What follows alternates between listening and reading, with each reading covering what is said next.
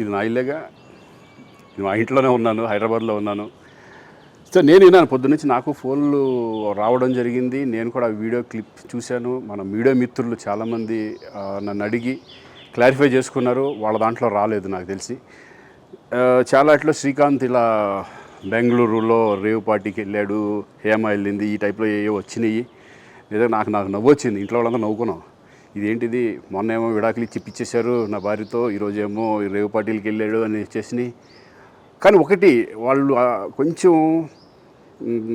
తొందరపడ్డంలో ఇది లేదనిపించింది. ఎందుకంటే వాడెవడో, అతను ఎవరో కానీ కొంచెం నాలాగా ఉన్నాడు. వాడు కొంచెం ఇలా కప్పుకొని, అది గెడ్డం ఉంది, బట్ ఇప్పుడు గెడ్డం నాకు లేదు కానీ, బట్ గెడ్డంతో నేను షాక్ అయ్యాను. ఇదేంటిది నాలాగా ఉన్నాడు ఏంటి అని నేనే షాక్ అయ్యాను.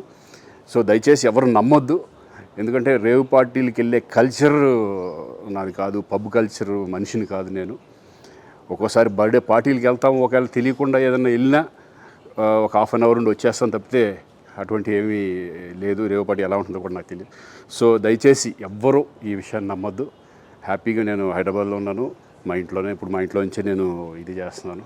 సో దయచేసి మీడియా మిత్రులందరికీ కూడా నేను చెప్పేది ఏంటంటే, ఏ విషయం కరెక్ట్గా తెలుసుకోకుండా మీరు కూడా థంబ్నైల్స్ పెట్టేసేసి నా బొమ్మ వేసేసి రేవ్ పార్టీలో పట్టుబడ్డ శ్రీకాంత్ ఈ టైప్లో వేస్తున్నారు. కాబట్టి దయచేసి ఎవరు నమ్మొద్దు. అది అతను అలాగా ఉన్నాడు అనే ఒక విషయంలో మీరు పొరపాటు పడుంటారని నేను అనుకుంటున్నాను. దయచేసి అది నేను కాదు. Thank you. ఇటువంటి అన్నీ కూడా నిజంగా కొంతమంది వాళ్ళందరికీ నిజంగా థ్యాంక్స్ చెప్పుకుంటున్నాను నేను.